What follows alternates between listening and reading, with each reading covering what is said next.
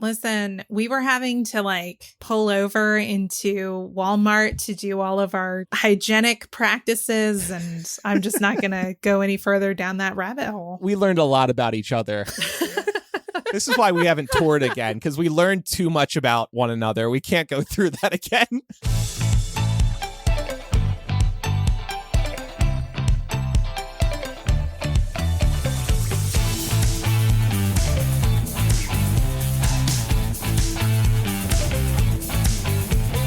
Welcome to Millennial, the home of pretend adulting and real talk. I'm Andrew. I'm Laura. And I'm Pamela. And welcome back, Laura. Where Thank were you you. last week? I went to the beach. My family always does a little fall beach trip. I feel like fall beach trips are severely underrated because it's still really warm. You can still get some good sun time on the beach. The water is still comfortable, at least in my region. And the beaches aren't packed because school has started and people aren't as apt to be vacationing at that time. So That's a nice farewell to summer. yeah, it really is. You know, it required me to go to Florida, which is, I was definitely anointing myself as we crossed the state line because I was very worried about COVID surges and leprosy and, all manner of other viral breakouts that they've had in the state. But while I did not escape unscathed, I did not walk away from Florida with anything viral. So that is positive. I did, however, get food poisoning, which is why we had to move this episode recording day because there was absolutely no way I was going to be able to do this on the original date that we had set. So, One of our listeners said, Jesus, Laura, referring to the leprosy comment, I think, not the food poisoning thing. I mean, it's a thing. Central Florida is having a leprosy breakout. Oh, that's true? Yeah. I'm not. Oh, I didn't know that. I didn't just make that shit up. No. I thought you were citing the Bible with that, a little Bible reference. No, absolutely not. I think the only thing biblical about it is that, Florida has representatives like Matt Gaetz and Marco Rubio, and maybe they have heralded some kind of end of days biblical plague on the state. But no, it's a real thing that's happening. I guess you missed the headlines that said leprosy was back. I did. Yeah, I definitely missed those. Yeah. Leprosy and bed bugs. That's yeah. Well, we're glad you're better. Despite the food poisoning, you do have a post-vacation glow. You did get tan despite the your admitted difficulty with tanning. Well, let's be real. Tanning for me is going from like the shade of a sickly Victorian child to Pam's color right now. Oh, shut up.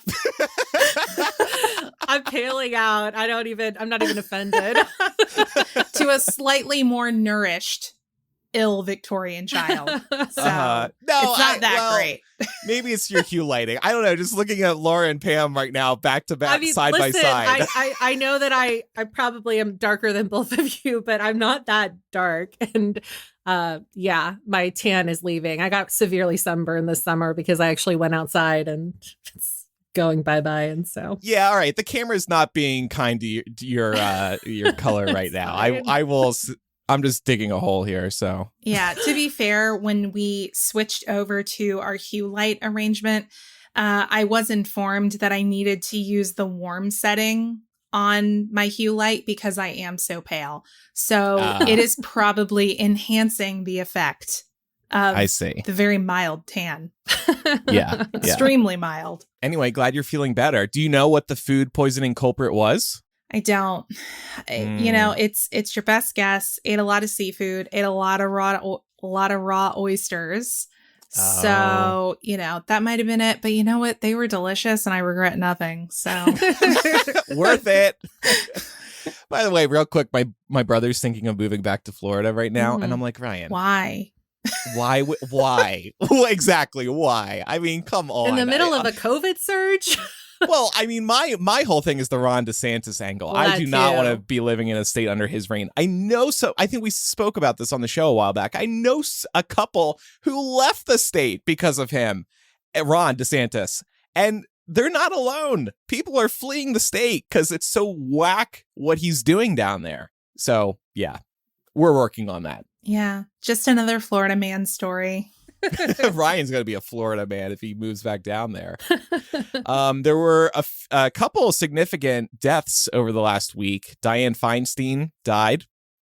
Michael Gambon passed as well, the actor who played Dumbledore. And I jokingly learned in here Tupac, but we're actually going to get to Tupac later in today's episode. I did want to touch on the Michael Gambon story real quick because I did post on my Instagram in tribute to Michael Gambon. I said, I've never been afraid to admit that Michael Gambon was the better Dumbledore. And I started getting so many people commenting on this. Like, oh my gosh, people were really worked up over this. And we have this debate on MuggleCast from time to time.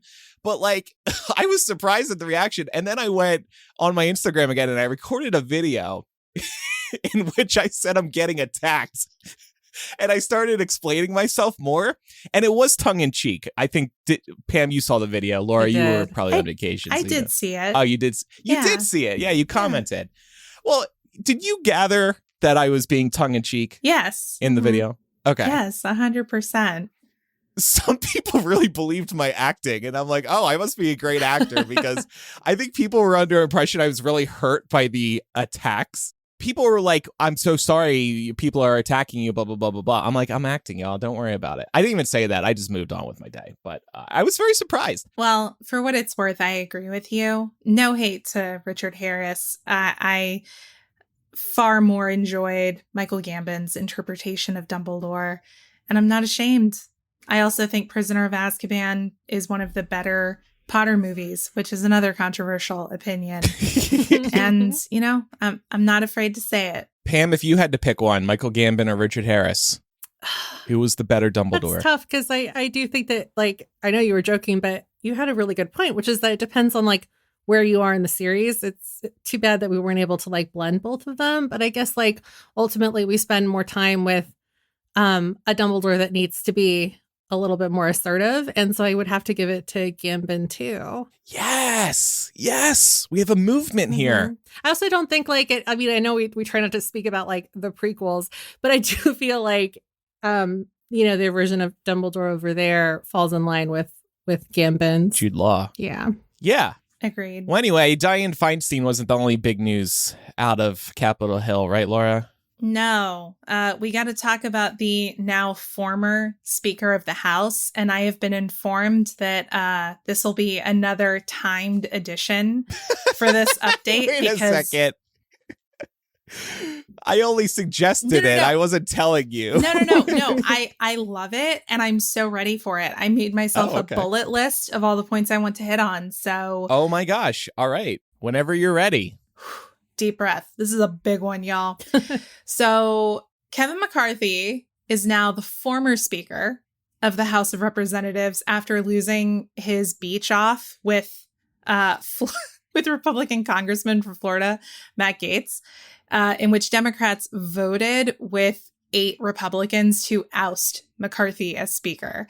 The temper tantrum that I'm talking about came as a result of McCarthy's 11th hour reliance on Democrats to help him pass a bill to avoid a government shutdown that Republicans couldn't get through on their own. I really want to impress this on people. The Republican majority in the House is so slim that the 8 crazy ass Freedom Caucus extremists can tank Republican bills that aren't draconian enough for them. It leaves, moderate Republicans to rely on House Democrats to get anything done. And because McCarthy gave away so much to various factions of his party earlier this year in order to get through, the historic 15 rounds of voting that it took for him to be elected as Speaker in the first place, all it took was one House member to bring in a motion to vacate the Speaker for all of this to get into motion. And these whack-a-moles were so pissed about McCarthy leaning on Democrats to fund the government. But irony of ironies, they themselves had to lean on Democrats to vote McCarthy out because there weren't enough Republican votes to do it themselves. So now, the U.S. House of Representatives has only an interim speaker with limited power. It's the first time in over 100 years that this has happened. The House is at a standstill because of it. The congressional Dukes of Hazzard are floating the idea of nominating Trump for the speakership. Perfect. But I hear he's kind of busy coming to the realization that his lawyer didn't request a jury in his New York case. So I don't know about that. But the more serious contenders are expected to throw their hats in the ring in the coming days for a vote, or, 15 or 20, maybe. But unfortunately, that bill that McCarthy did get passed last week only funds the government for 45 days. So we are going to be back to our regularly scheduled government shutdown, fall angst drama sometime in November. So stay tuned. It's going to be so fun. So fun. So well, that was definitely over 2 minutes, but that was still very good and informative. Thank you for that quick breakdown. I tried to keep it short. It was. I mean, so much happened. Even Meg, who's listening live on our Patreon right now, said, I'm so glad we're talking about this because as a non-American, WTF is going on? Well, as an American, we feel the same way. We feel exactly the same way. It's complete chaos, and it's not funny because shit's gonna get fucked. But the level of ridiculity has just reached such heights that sometimes you have to laugh. Yeah, exactly. All right, well, we'll see what happens there. And just wanted to follow up on something else, too. We spoke about NSYNC and their comeback and a potential reunion tour and this new song for Trolls 3. It is out now, so we thought we could talk about it briefly since we did talk about it a couple of weeks ago. Pam, what did you think as our music critic here at the show? I thought that it's a fun little track. I kept thinking back to what Laura said when we were talking about this, that, it is comparable to kind of the vibe of Can't Stop the Feeling, which Justin Timberlake put out as a byproduct of, I think, the first Trolls movie, which was a few years ago now. So I think it really falls in line with that. It's really easily digestible to, I think, multiple genres, which is helpful because, at the end of the day, the Trolls franchise is for kids, despite the fact that the NSYNC allure is bringing an older generation into the fold with this new single, Better Place. But yeah, I don't think that lyrically the song has too much substance, but I think from a production standpoint, it's really fucking catchy. Yeah, really fucking catchy. I love when Pam curses. It's always so rare. Also, I was very excited to see that they gave JC a verse, because that to me felt like the right thing to do if you wanted it to be an NSYNC single, because it would have been easy for Justin to just take the lead and have him do the harmonies, but then it just would have just felt like a Justin Timberlake song. So I think it was really important that they divvied up the verses. Yeah, it's a fun song. I don't know. I don't find it incredibly replayable, re-listenable. I think I've only maybe listened to it twice and then I was sort of done with it. I know sometimes it takes a song a longer period of time to grow on you, but also I don't know. I went in with tempered expectations and I think they were very much bet here. Yeah, we'll see what happens when the charts for this week for the Billboard Hot 100 aren't quite out yet. We're recording on Wednesday. I believe that they start dropping that information tomorrow, Thursday, because the charts come out on Friday. So we'll just have to see if it places well. That's what I'm kind of gunning for, because I hope that shows the 5 members that there is a demand for them to do more together. That would be really nice. Did really well on iTunes, though. It shot to number 1 on the iTunes charts right away. They calculate that by the number of people who purchased the single. And it's currently sitting at number 6. Okay. I'm looking at the top songs in the USA on Spotify. I'm not seeing it here. Top 50. Yeah, so it gets a little trickier when you start in the USA, yeah, but streaming, so the Billboard Hot 100 that I believe that they have separate charts for streaming and for the Hot 100 is still old school kind of radio play. So I don't know if there's a differentiation between how they track those. But to be fair, most of the people are streaming music these days. So to your point, the Spotify chart is important. I just don't know if NSYNC's target audience is going to be necessarily streaming on Spotify, because I think that's really indicative of the people that went out and bought the single. I don't know, because the thing is with NSYNC, it's millennials, but it's also Gen X. There's a huge crossover there. So You know what I do see here in the top 50 songs on Spotify in the USA? Number 25, Rich Men North of Richmond. That's Your still doing fave. numbers. My fave. No. They need a song like that. NSYNC needs to do their own Rich Men North of Richmond. You know, a politically motivated tune. That's what'll get people listening again and again. Do you think the Democrats would play that ahead of their first debate like the Republicans did? Yeah, they should. They should do. Do you two remember "Dear Mr. President" by Pink? Yes. I was thinking about the song. I do. My God, is that a good song? I listened to an acoustic performance by Pink. It's still on YouTube. I used to listen to it all the time. It's still there today, which I was very pleased to see. It was an AOL music session. And oh my God, I get chills with that song. Incredible song. Very bluntly criticizing George Bush and his administration. So definitely check that out if you haven't heard it. Maybe that should be my recommendation this week. Yeah, that was a time in music because the Chicks were also openly criticizing President Bush. And then, you know, can't forget my all-time faves, Green Day and their American Idiot album. Bush administration inspired quite a bit of protest music. I wonder why. Well, before we get into our news items this week, wanted to give folks one last reminder here. Time is running out to fill out the 2023 Millennial Listener Survey. Originally, we were going to close the survey on October the 6th, but since I, had a little bit of a tummy ache and we had to delay recording, we're going to extend that through October the 9th. So we want to know, if you haven't taken the survey yet, what you love about the show, what you think we could do to improve it, and what other content you'd be interested in us making in the future. We're also asking anyone who supports us on Patreon about their experience so that we can create better, more targeted bonus content for y'all. The survey is open to everyone, whether you're a Patreon supporter or not, and it is available through our website, in our show notes, and across our various social channels. And again, thank you for, taking this break from your regularly scheduled avocado harvesting and toast making time in order to give us this feedback. If anybody knows how to harvest avocados, let us know, because we did try to grow one here and it didn't work out. We were really bummed about it. But yeah, the survey is super helpful for us just to get a sense of what everybody is looking for out of the show and Patreon. We get real-time feedback through Discord, which is so helpful when we're just about each episode, but we want a wider amount of feedback about the show and the direction. So thanks, everybody. And with that, we are going to take a quick break and then jump into some other items today. We'll be right back. ABC Wednesdays. Celebrity Jeopardy is back. Damn! Look at that! Hosted by me, Ken Jennings. Yeah! A new season of powerhouse celebrities compete Go big or go home. to win $1 million for charity. When celebrities take the Jeopardy stage, anything can happen. Bet it on! What is zombie? What is Arctic? What is the incorrect answer to this question?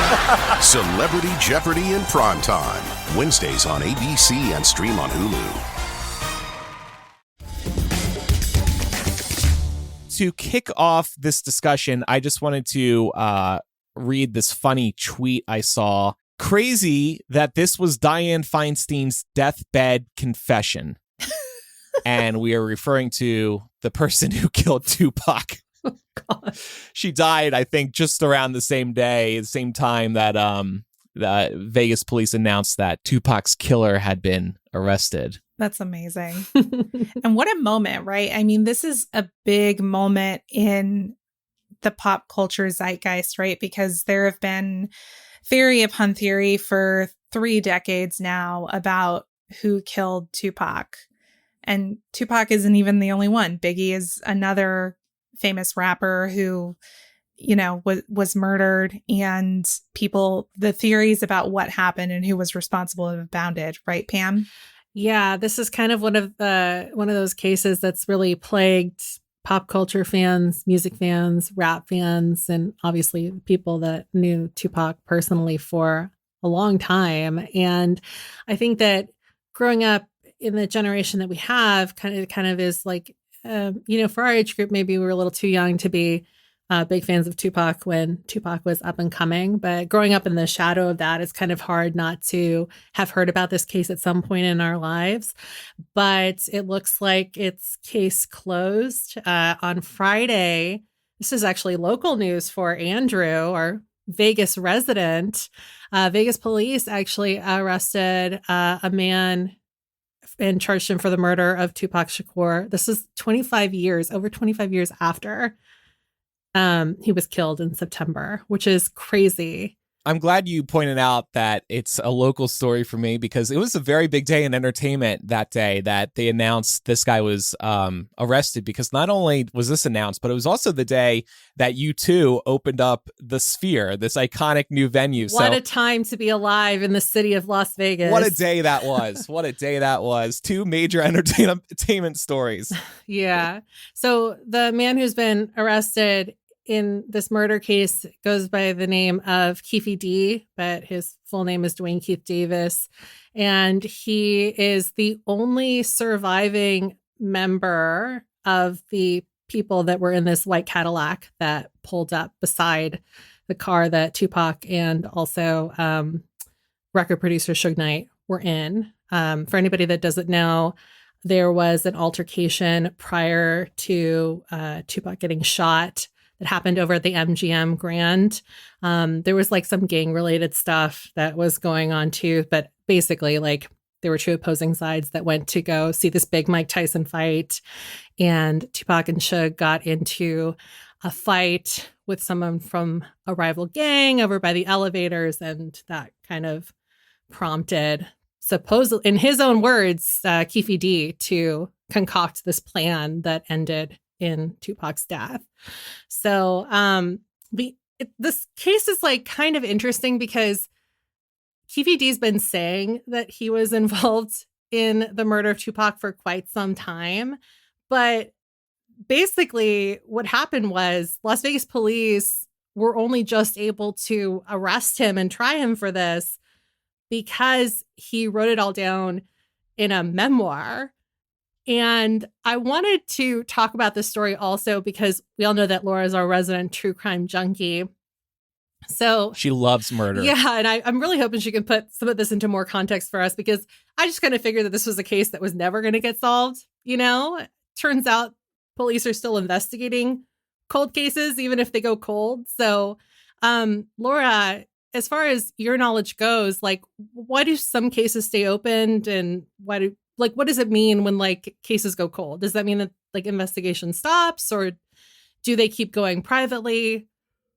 Yeah, I mean, not necessarily. A cold case isn't necessarily a closed case, right? Sometimes if cases go cold and they really do genuinely lose leads and there is no other evidence or witnesses to pursue, a case will ultimately be closed, not because it was solved, but just because there are no further directions for law enforcement or any legal teams to be able to pursue.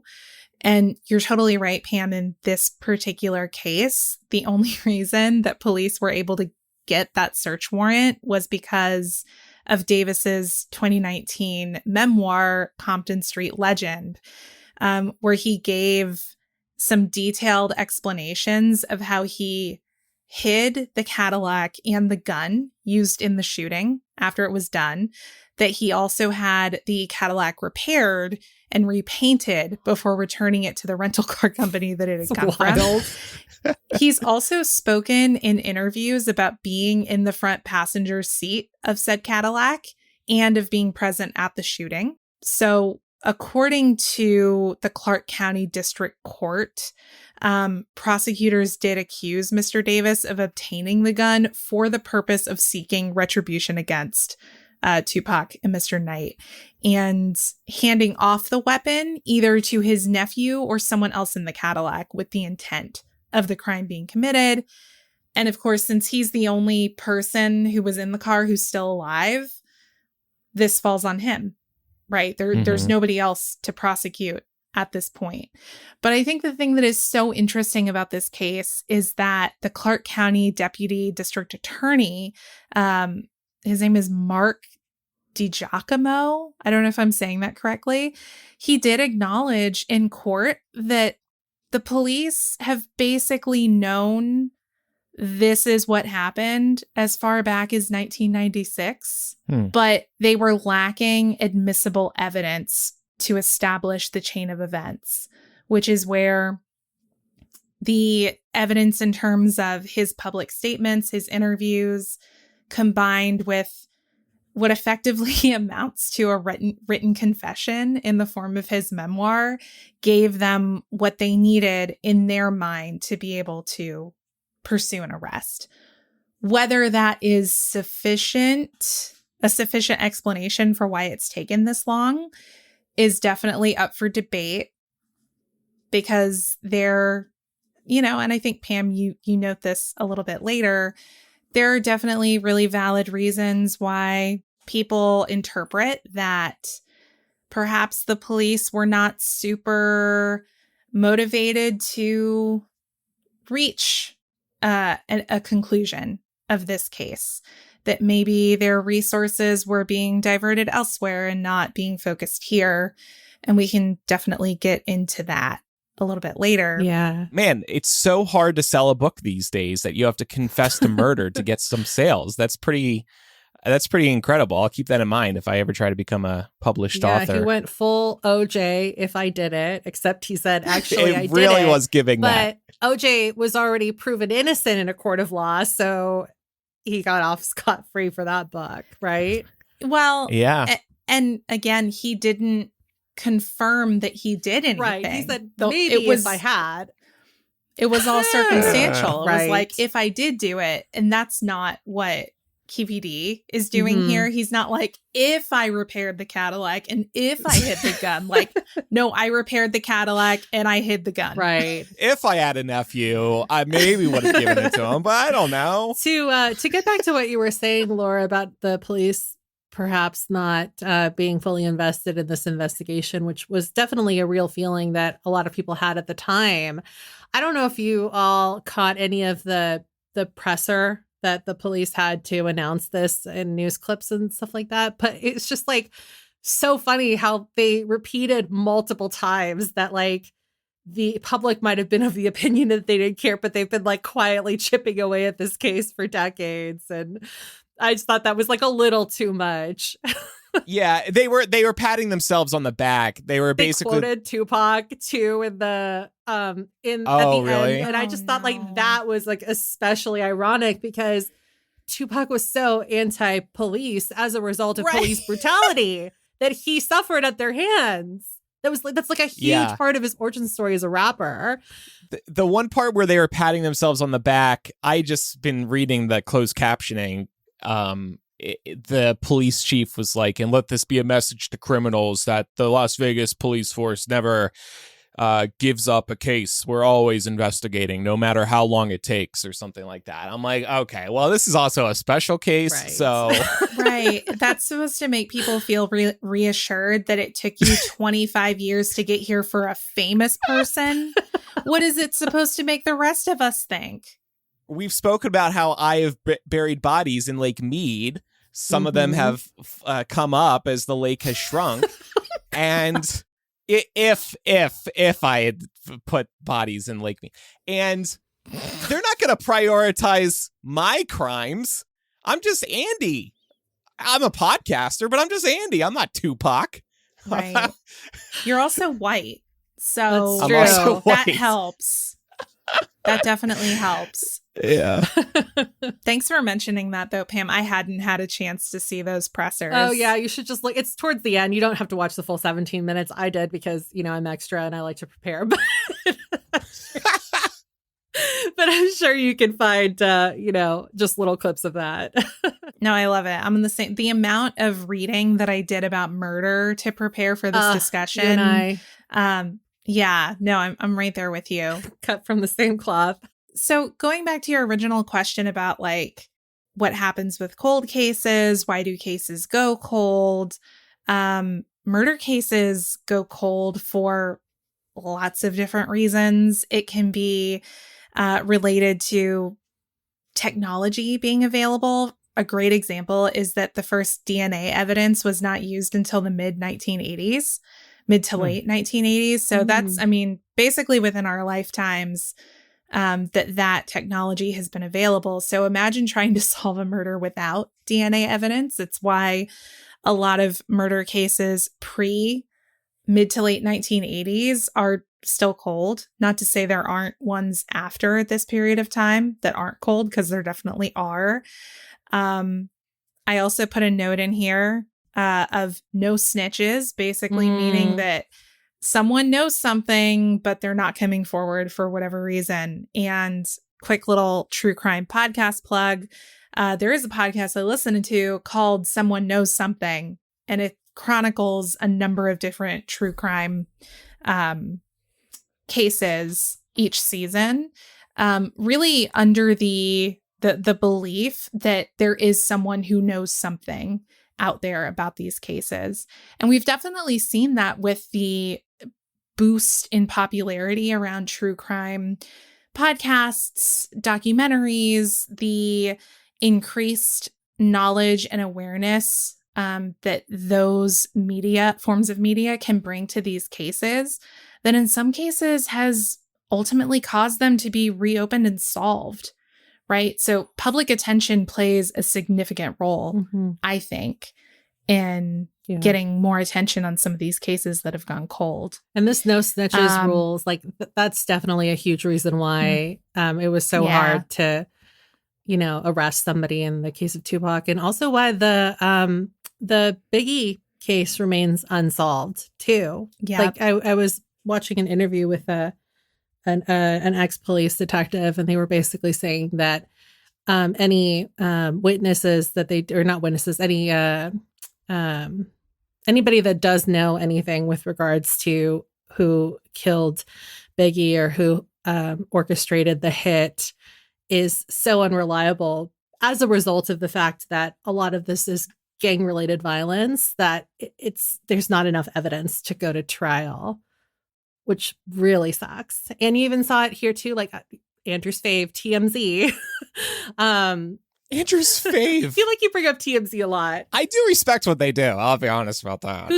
Who's like the main editor at TMZ? Harvey? I almost said Weinstein, but it's not. Yeah. Harvey, yeah. Something. Harvey got on the phone with Suge Knight after this all went down. And, again, somebody who was like really involved in everything that was going on in this like East Coast, West Coast rivalry in terms of hip hop in the 90s. And even to this day, Suge Knight's like, I'm not saying anything. If they call me to the stand, I'm not ratting anyone out, because he knows snitches get stitches. That's such a big part of this culture. And it's just kind of like wild, like the loyalty to somebody that's supposed to be your friend only goes so far. Right. Yeah. Although I think, I don't know, I would probably invoke that rule for you, Andrew. Oh, yeah? If you were like, don't snitch on me for my Lake Mead bodies. Well, you might be next. You would snitch. I would not. What are you I would saying? not snitch. Oh, Laura, thank you. No snitches. All right. Come Thank on. you so much. Now, that might mean that I'm found guilty by association, which I don't love. So please clean up after yourself. What if there's a reward? What if there's a reward, like a $50,000? How much? That's not enough. What if the reward is student loans paid off? But then Pam and I would have to carry this show without you, or you would have to find a way to do it from prison. We could do it for prison. Which We'll I guess figure we it could out. organize. Yeah, Serial got it That'll done. be a selling right? point for people. Yeah, right. They did. Yeah, Sarah Koenig really presented the model for us to be able to podcast with you from prison.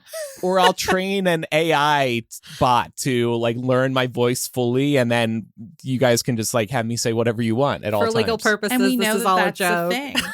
Right? Yeah, of course. We're making light of a very dark subject, but it's with the hopes that people do maybe start paying attention to some underreported cases, because there have been times where breakthroughs have happened and justice has been achieved for families, even people who've been wrongfully convicted of crimes. So it's really, really important, I think it's super tempting as a society to identify a scapegoat, right? And I think to your point, Pam, it's really easy for society, for the police to scapegoat someone like Tupac or like Biggie because of gangster rap culture and sort of write those people off as, well, they were just doing what they do. Why are we surprised? That's a fucked up way to think about it. And that's not a just way to think about it. But I think the reality is that that's the quiet part that a lot of these people have not been saying out loud for 25 years. And that's where the frustration comes from. Yeah, that's such a good point. Speaking of reasons why murder cases might go cold, you have to think about the people involved. So whether it's the perpetrator, accomplices, or witnesses, people get old, people die, people forget. That's a big thing. That was a big thing with the Zodiac case, which, Pam, I know you being in Northern California, you're very, very familiar with. That case, is still cold and has been cold for so long that there really isn't anyone reliable around, or there isn't any reliable evidence around to really definitively be able to say who did that. So the passage of time is a big thing here. It can also come down to lack of resources, whether that be manpower, the right technology, or even the motivation for departments and legal teams to pursue these things. It can also come down to corruption, plain and simple. Like I think what we've been alluding to here for the last couple of minutes.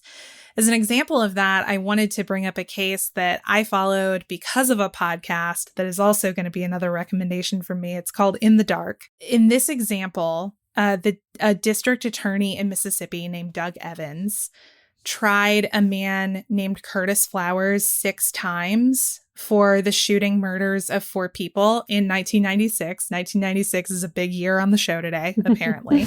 Not only were Evans' jury selection tactics found to be racially discriminatory and in violation of Flowers' constitutional rights to a trial by jury of his peers, aka Doug Evans was intentionally sitting all white juries in these cases against Curtis Flowers, a black man, every single time.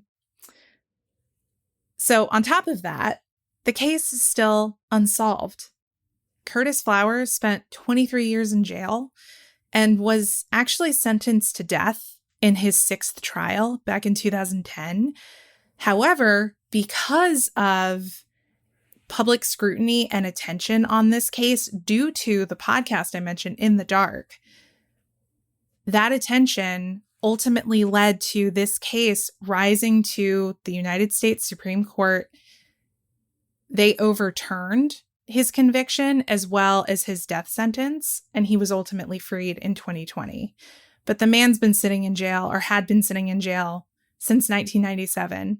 There was no evidence whatsoever, apart from hearsay from one other convict that Flowers was imprisoned with at the time, about Flowers' involvement with these murders.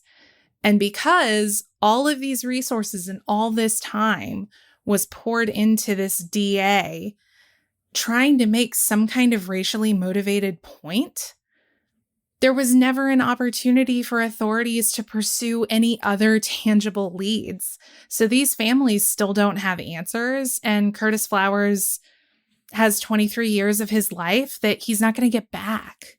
And speaking of corruption, I will just add, living here in Vegas for 3 years now and tying this back into the Tupac developments, it seems like there's a lot of corruption that goes on around here, and not necessarily about tied to murder, but just like the casinos run this town, and that's it. And a lot of corruption comes out of that. Sure. And I would just add here a statistic for everyone to kind of sit with. A third of murders in America go unsolved. So for every 3 people who are murdered, one of those cases will go unsolved. And there have been 200,000 murder cases that have gone unsolved since the 1960s. That includes cases post-1980s when DNA evidence was introduced. So still very much a problem. And where, some of these podcasts that I was talking about can really encourage more public discourse and attention on these cases. There are some downsides to true crime junkies and people being obsessed with murder and true crime. And I think we've talked about that on the show before, but in this respect, it can be really helpful. We spoke about it with Jeffrey Dahmer and that TV series last year, and how that brings it back into the public eye and how that could be affecting the victims' families. I would not have guessed it was as high as 1/3 of murders go unsolved. Well, taking a look at the bigger picture here, I wanted to ask if you or if any of us remember hearing about either Tupac or Biggie's murder on the news, because I know that we've spoken before about when Selena died, when Princess Diana died, and having memories of seeing news coverage of that at young ages. For some context here, Diana died in 1997, so that was the year after Tupac was murdered. Do you remember seeing any of this on TV? I have one touchstone of this, and I'll talk about it after, but I wanted to ask you both first. So I was like 7 years old. So no, the extent of my television watching and media, was tied to Nickelodeon and Disney. So I didn't. But of course, as I grew up, I would hear about Tupac and Biggie from time to time. But it's something that it just always felt like it was in the past, and thus I never really bothered to look into it much. I'm shocked to hear that your version of Nickelodeon was not covering the murders of Biggie and Tupac. Nick News, remember Nick I was News? gonna say they didn't cover that on Kid News. No, I don't think so. But to that point, and again, this is me relying on childhood memory, right? Like you said, Andrew, we're around the same age. So we're talking being in the single digits at this point and being subject to, whatever the news was showing that our parents had on at the time, right? So I definitely remember news about Tupac, but the tone was very different than the news about Diana. Mm-hmm.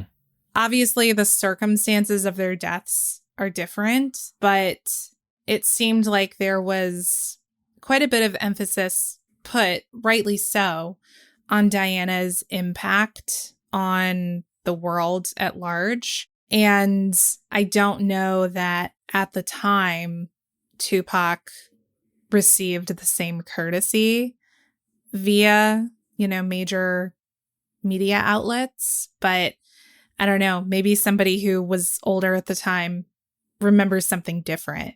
Memory is kind of a funny thing that way, because every time you remember something, you're not actually remembering the thing. You're remembering the last time you remembered it.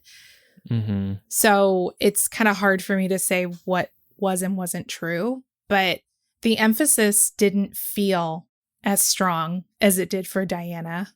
My only touchstone for any of this, and I do think it's probably because if this was on the news, this is something my mom would have flipped the channel for sure. Because, like your mom, Laura, my mom always had the news on in the morning when we were getting ready and stuff, and she wouldn't have, I couldn't have seen her keeping this up. But obviously there's some stuff that slipped through the cracks. Like I remember her keeping up the Diana stuff. I remember her keeping up the OJ chase, like probably because of morbid fascination, right? Like nobody could turn that off.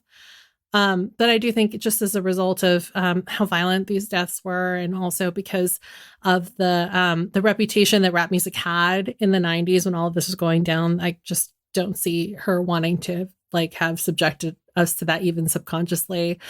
But my main touchstone for this was do you guys remember when the artist formerly known as Puff Daddy put out I'll Be Missing You? Yeah. That was like basically my big touchstone. And then also at the VMAs when the mothers of both Tupac and Biggie went. I remember that happening in the late 90s. I think it's like 1999, 2000. They went and you're right. it was a big deal that they like met and hugged, but we would have been a little bit older at that point. So that makes sense.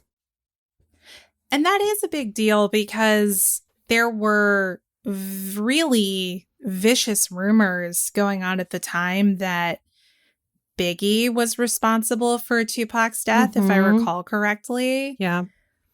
And there's really no evidence to suggest that. And we know now, beyond a shadow of a doubt, we know who the guilty party is. And I think Biggie also had alibi witnesses saying that he was in a recording studio at New York at the time. So it couldn't have been him. But yeah, I had forgotten about that. Yeah. While we're on the topic, Andrew, do you have any high profile murder cases you have kind of followed over the years? I'm glad you asked, Laura. Well, first of all, you mentioned OJ, obviously, that one. One of you mentioned that. Like being glued to the chase, Pam, you mentioned the OJ. I remember seeing the live coverage in my family's living room. I also seem to remember my dad following the trial pretty closely, like day to day. Like after dinner, he would turn on the evening news maybe, and they were covering it like right at the start of the evening news. But more recently, Casey Anthony and Scott Peterson, those two murder cases, I saw a lot of coverage of. And this was even before I was the media junkie that I am today. I don't know how or why I was following them so closely, but I mean, well, I guess it was kind of just like forced down your throat. There was so much attention on these cases. Yeah, it was everywhere. And the outrage when the Anthony verdict came back, the internet was in disbelief about the fact that she was acquitted of charges. Scott Peterson, what happened with him? I'm trying to remember. He was convicted. He was. And he's actually, I think he's still in jail in San Quentin, which is very close to me. San Quentin is also Marin County, which is where I'm from.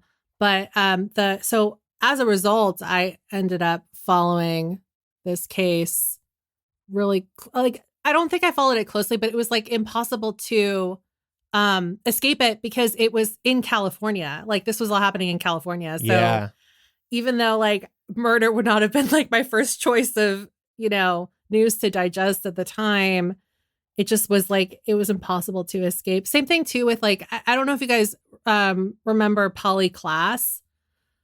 Polly Klaas was a child that was kidnapped and she was murdered. And she was kidnapped out of a home. She was at a slumber party with some of her friends, and this guy came in and like plucked her basically out of the home. And so that this was the one that got parents super paranoid about sleepovers for a while. And listen, like when you're Latino, like they don't like you to have sleepovers. They think that's weird. Like Latino moms don't like sleepovers. But anyway, so like this was just like further fuel to the fire for my grandma to be like, you see, this is why you don't sleep over at people's houses because you'll get kidnapped. But Polly Klaas, like that happened about maybe like less than 50 miles away from where I was growing up. So I remember seeing the missing posters with her face on them, at the grocery store. And that was a huge case, even though like, it's so horrific what happened to her, definitely way too young to be like consuming it. But when you see somebody that like doesn't look much older than you, like the morbid fascination of why you're seeing her face everywhere is like impossible to ignore. So, and I mean, something else I'll just point out here, if we're thinking about any cold cases that we're aware of, maybe some that we're still following, in addition to all of, this news around Tupac, in recent weeks, it has come to light that there are some new leads in the JonBenet Ramsey case. I'm sure y'all remember that from when we were kids. It was really hard to escape this one. And this is another thing. I feel like I heard so much more about JonBenet Ramsey than I did about Tupac or Biggie. And it, she was a cute little white girl. And the case obviously deserved the amount of attention it got, but it's just another example of how the attention seems to be selective.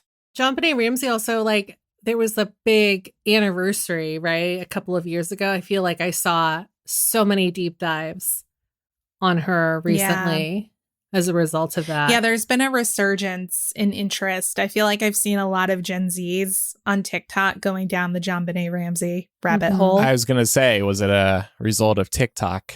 It always is. It always is. It's always back to TikTok. But listen, y'all, I'm always following true crime stuff, even locally. So like here in Atlanta, we have Piedmont Park. Anyone who lives here is familiar with it. For the most part, Piedmont Park is fine in the daytime. But there have been a number of murders that have happened in Piedmont Park over the last several years that are still unsolved. So I think it's sus. I literally one time, this was me avoiding being murdered. I think it was me putting my like murder goggles to the test to make sure that I wasn't a victim. But I was looking for a dog sitter on Rover for Canella. And I wanted somebody to come stay here with her. So I connected with this person who, instead of suggesting that they come here where they would be staying, they suggested, oh, let's meet at Piedmont Park at 6 p.m. It was wintertime. So 6 p.m. in the wintertime is pitch black. And I was like, I am not meeting a stranger in Piedmont Park after dark. Fuck that. And I just deleted the app and did not get a dog sitter. Oh my God. Wow, you really bailed out of that. Yes, Damn. I did. You didn't even just go to somebody else on Rover. You just deleted the whole app. No, You're afraid like that person was like tracking your live location or something through the app? I was already feeling a little bit uncomfortable with the prospect of getting a sitter that we didn't sort of have any previous interactions with. We were kind of in a spot where any of our usual picks were not available. So I think we just changed plans, or we like changed the dates of our trip, or we did something where we could take Canella with us, or my parents became available. I don't know what, but I was like, you know what? Fuck this. I don't need a dog sitter on Rover. I don't want to get murdered. Thank you. It is stressful to find a new sitter and then putting your trust in this stranger to take care of your child. Yeah. I by the way, this is totally off topic now, but you mentioned the person you wanted somebody to come stay at your house. I was recently turned on to this idea. I haven't done this yet, but I think next time, if we have to try somebody new, we'll find somebody who will just come over to the house and hopefully not steal all of our belongings. Yeah, well, because the dogs are going to be more comfortable in their own environment. Yeah. You feel more comfortable with that. So, yeah. Oh, I want to call out Meg in the Discord saying growing up in the UK, her version of this was the Madeleine McCann case. There was a big Netflix series about this a few years ago. Yeah. I remember J.K. Rowling used to tweet about this a lot too. I don't know why I have that memory, but this girl did come to mind because, and with the UK being smaller, I feel like a lot of these cases get a lot more attention over there when it comes to murders and cold cases and whatnot, because there's just less cases for the media to follow. And the British tabloids over there have so much power, and they just pour so much attention into, these cases like Madeleine McCann. Yeah. But all right, well, yeah, I mean, it's satisfying to know that we finally did get a conviction in the Tupac murder case. It's unfortunate that it took so long to get here. Yeah. I just kind of hope that his family or any surviving relatives find peace if they haven't already. It's so hard because I'm sure that it doesn't bring that person back, right? And so much time has passed that you don't know if they've had to find peace thinking that nobody would ever be tried, or held accountable for this. But yeah, I mean, from what I read too, and what I heard in the press conference regarding all of this, seems like it's going to be a bit of a long road because they still have to go to trial and stuff like that. So this is something that we'll be seeing a lot in the news, I'm sure, because public interest is always going to be high. Tupac is one of those artists that died young and continued to rise in popularity after his death. So Similar to Yeah. Selena, I just think that public interest is always going to be there. Yeah. Because Pac has been gone longer than he was ever alive, right? He was so young Yeah, he when was he young. died. I think he was 25. All right. Well, I was going to make a joke about my shovel, but I don't know if it's Shovel. appropriate now. I'm going to go make sure my shovel is in a secure location that nobody will find it in, and we'll be right back.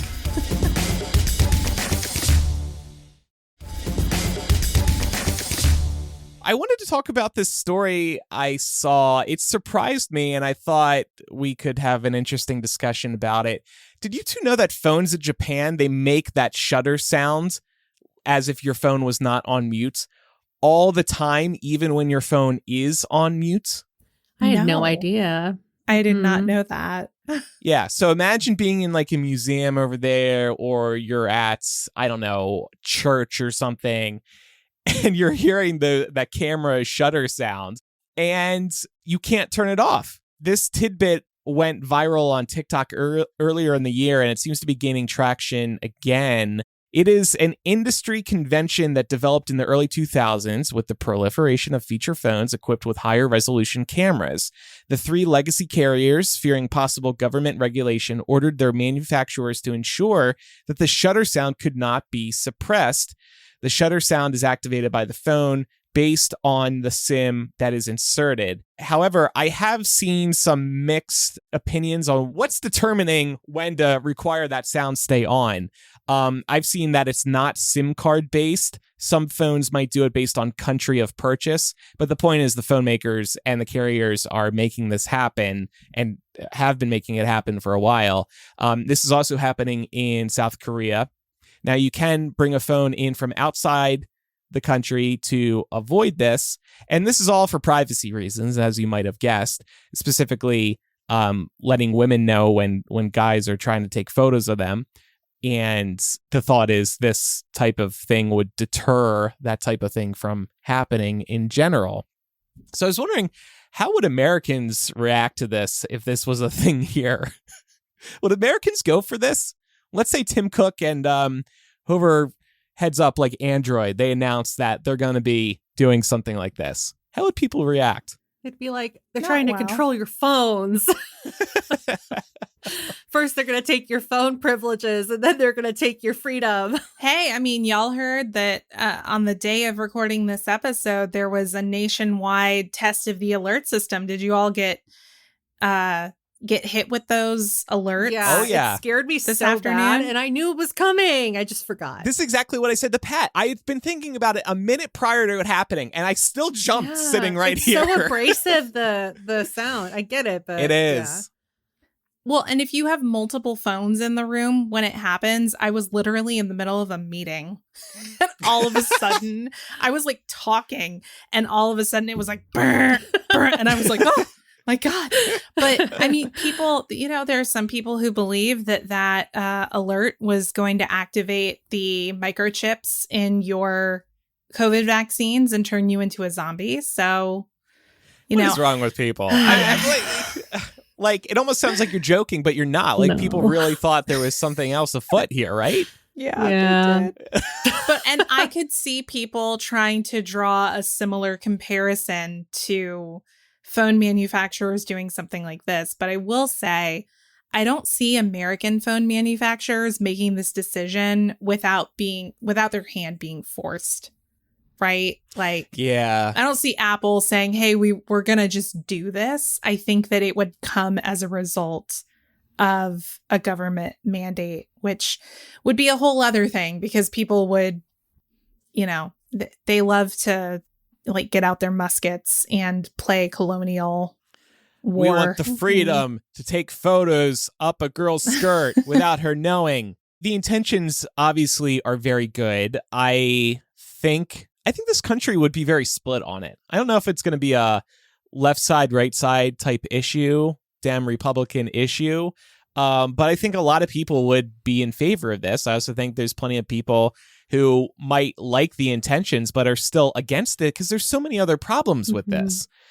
If you are, let's say you're at a wedding, you don't want to hear this type of thing. You don't want to hear the cameras shuttering nonstop. if you're just at dinner with friends and you want to take a picture of everybody in a like organic moment, you don't want to announce that you're taking a photo. That's a pretty common thing. You see people post photos like that on Instagram. You don't want to break the vibe and the mood and the conversation with a damn camera sound going off. Yeah. I mean, like, even like, say you want to take a selfie, right? You're traveling alone. You probably don't want to like announce to everybody within, a short distance of you that you're taking pictures of yourself. That might be kind of weird.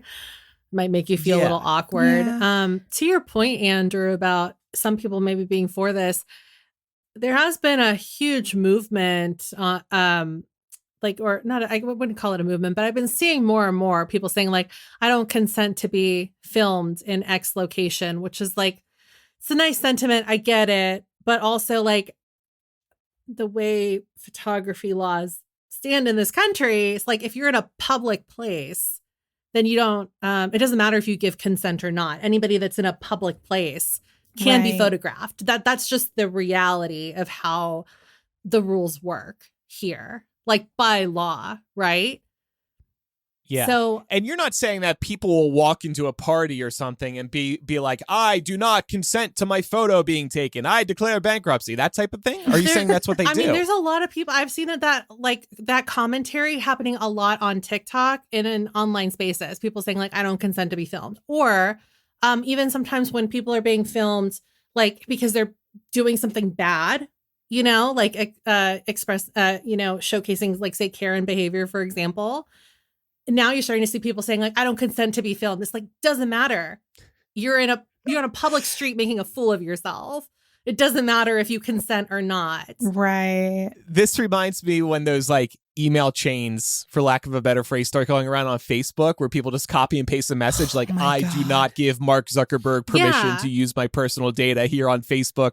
By posting this message as my status, I hereby am protecting myself. It's like, what the fuck? I know. People will believe anything. Yeah. But yeah, I've seen that happening more and more and more. People saying like, I don't consent to be filmed. I don't consent to be filmed. But it's like, even if like you go, like say you go to a baseball game, we were just talking baseball before we started recording, right? Like you could say I don't consent to be filmed, but you're literally going somewhere that is being like, that the game is being televised. So like that's like knowledge you have before you get in, right? Yeah. So it doesn't matter if you don't, sorry, I just got so excited about like law, photography law. It doesn't matter if like you don't see a sign that says that like you consent to being filmed if you enter past this point at a baseball stadium. Like the point is normal people, most people know professional sports games are televised on television and you might get filmed. Getting back to like letting people know, maybe let's say we as a country or we as a world decide, you know what? All this discrete ability to take photos isn't right. What is the best way to do it? Maybe a sound. Maybe it doesn't have to be a sound. It could be something else. Like you think of old school video cameras or even professional news cameras today. There's a red light on it. That camera's on and filming. Or you think about DSLRs on the other hand, like a traditional camera. They make sounds. So there's always been a sound that fires off with cameras until the proliferation of smartphones. So like, I don't think we should step back and suddenly let cameras be silent now. I would like to see maybe a light or some sort of indication, I think. Maybe a light would be the safest thing. Just a little blink.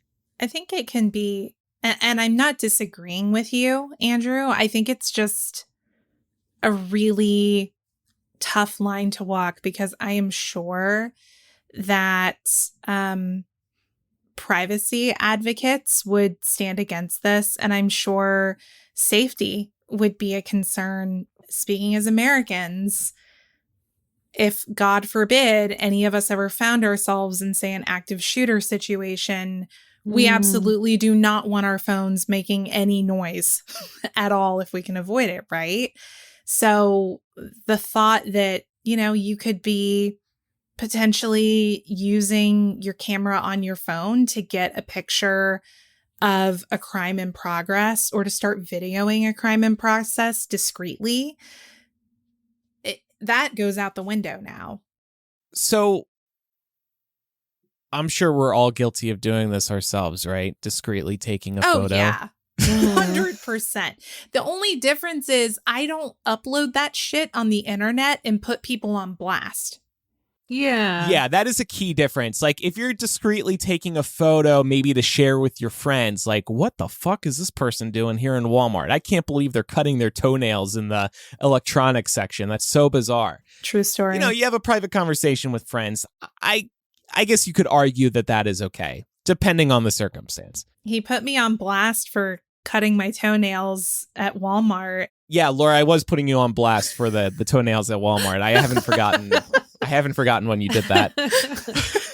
I know we were on the Imprint tour and we were very busy with our live Twilight podcast, but Listen, we were having to like pull over into Walmart to do all of our hygienic practices, and I'm just not going to go any further down that rabbit hole. You know, we learned a lot about each other. times. Yeah, this is why we haven't toured again, because we learned too much about one another. We can't go through that again. I hope people believe that.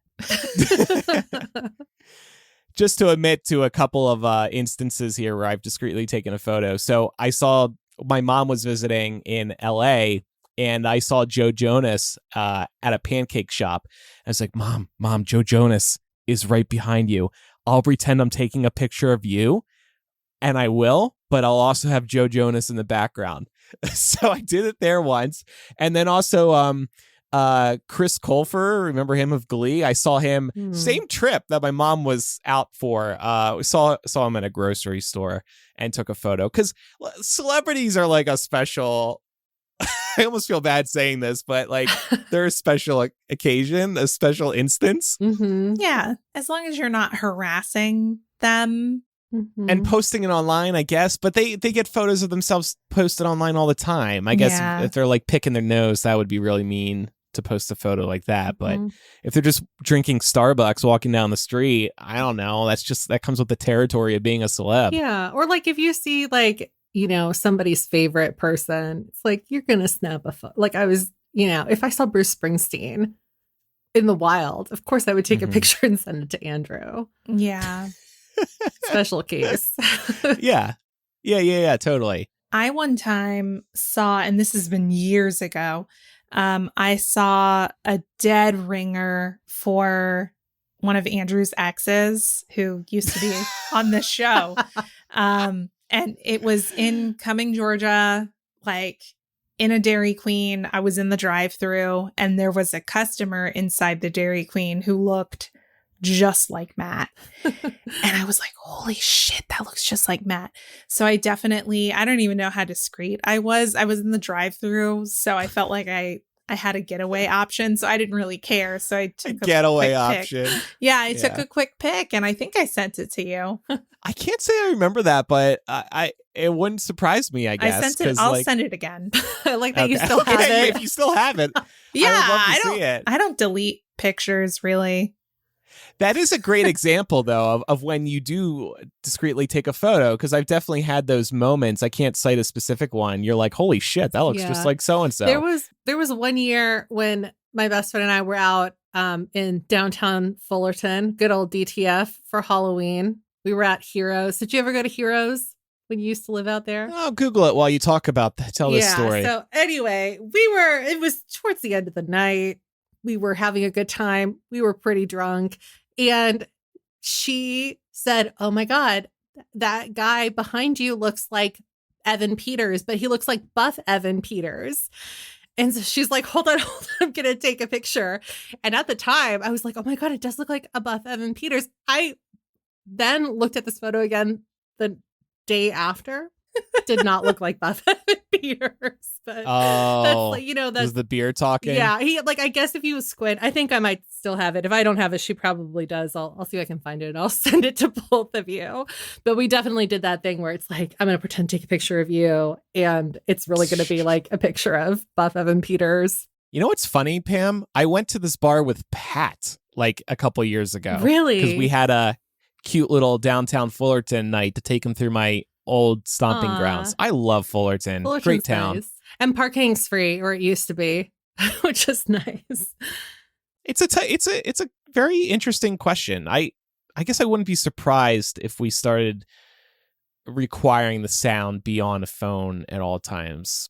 But on the other hand, like I would like to see a debate in this country.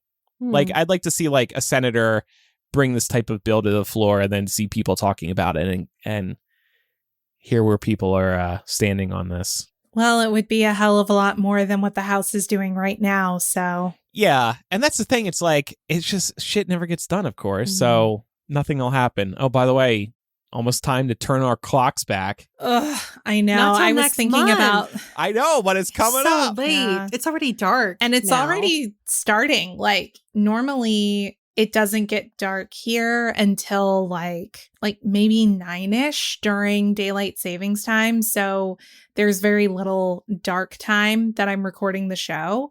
But at this point, it's been dark for over an hour. Yeah. So I'm plunged into darkness. Yeah, I know. Um, I hate when I start recording and it's dark here, like a certain time of year. Yeah. Poor little Marco. He can't get anything done.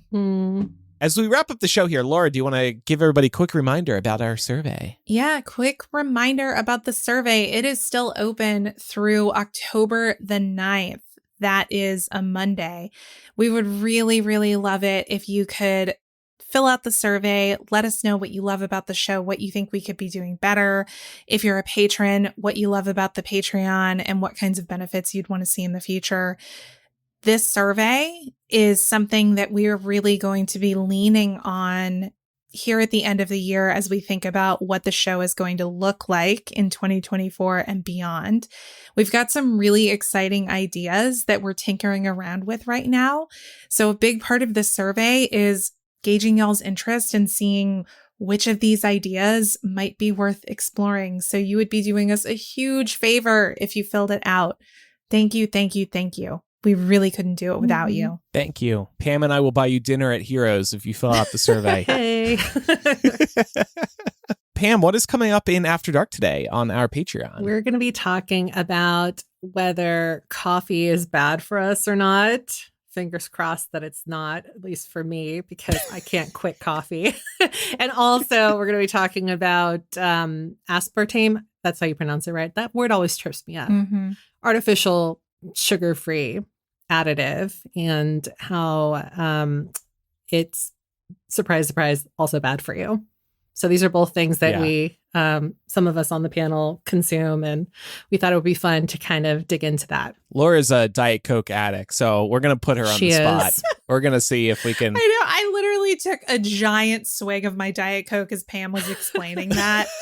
Like, I'm just going to show y'all where I stand. Laura's like, you could pry this can from my cold, dead fingers. I saw you sip from that earlier in the episode, too. I was like, oh, boy. I brought it on purpose. Just thinking about our After Dark discussion. Yeah, she brought a Diet Coke to talk about the dangers of soda. All right, so patreon.com/millennial is where that will be available. After Dark is part of Mega Millennial, which is the main show, ad-free, with After Dark attached to the end of it. And if you're a Spotify user, tap into the show, then click the Patreon banner. So it's nice and easy now to access our Patreon from Spotify.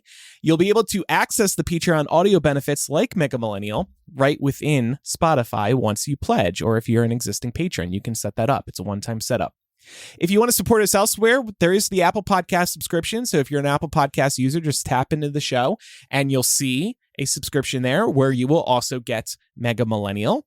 Whether you're pledging through Apple or Patreon, free trials are available, as are annual subscriptions. And those annual subscriptions can save you money.